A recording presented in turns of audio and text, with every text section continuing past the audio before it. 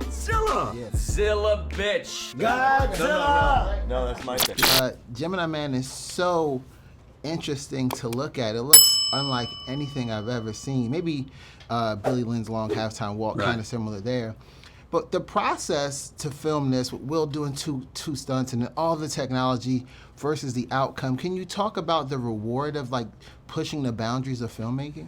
Well, we feel that we have to change it up. This is an advance unlike anything we've seen for a long time, since black and white to color. So it's a whole new experience. It takes your eye a few minutes to get accustomed to it because it's like the actors are in the theater with you. It's so vivid. There's no motion blur. We had to do a whole different makeup because you can't wear much makeup. You can see it. Every little pore, every little thing you can see. Yeah. You said poor, and the VFX guys were saying they came to us with a process that we're going to grow pores, and they grew pores for some of the skin technology. Can you talk about seeing that and seeing what they were able to do with that technology? Well, nobody knew if it could work. I mean, Aang said, look, I got a tiger, but I don't know if I can do a human being. So we did tests before we started filming, and we took a scene from Bad Boys, and we replaced a digital will in the scene, only part of the scene. And they showed us the scene, and they said, okay, pick out the digital will. I couldn't do it. Yeah. It was They great. nailed it. They got it. Great. Now, your upcoming project, speaking of Will, Bad Boys for Life is finally coming out. Last time we talked for Pirates of the Caribbean, you said it's going to get done. The script is great. Now that the movie is done, from script to production to the finished project, what is that like? When you sit down as a viewer, how do you feel?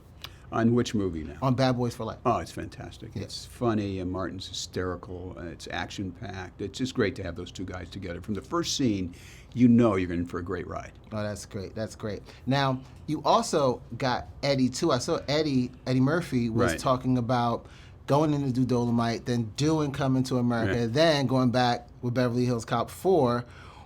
That script is done, I'm assuming. Not done. We're still working on it. Still working on it. But what is that process like, knowing he's locked in for that? Because he said he's going to do that and then go back on the couch. Yeah, he's the best. I mean, he really is. I mean, I haven't seen Dolomite yet, but just from the commercials and things I've seen, he looks like Eddie's back. And just going up and hanging out with him up at his house and just watching him, he's such an introspective guy. You'd never know that. He's very shy and very quiet, but just when he says something, I can't imagine what a stand-up's going to be. I mean, about 20 years of pent-up funny stuff, his observations on life. Yeah, I can't wait to see it as well. Yeah. You produced Blockbusters. Let's hope. Yeah, I mean, we try. Yeah, they're blockbusters, whether or not people, sometimes right. you miss. But speaking of misses, though, what is it like when you do miss? Like when you have something, you invest all this stuff, and it's kind of a miss. It's not exactly what you thought it would be or wanted to be. What is that process like? It's hard, You try to entertain audiences, and that's what I do. And all our movies entertain audiences. It's just the size of the audience that varies. Yeah. So we'd like to get as large an audience as possible to have a good time. My job is to make you forget about your life for a couple hours and forget about the crying kid at home. That's what I do. And that's what this does. I'm like, that's the Will Smith. Why my dad leave me? And you see that in this movie.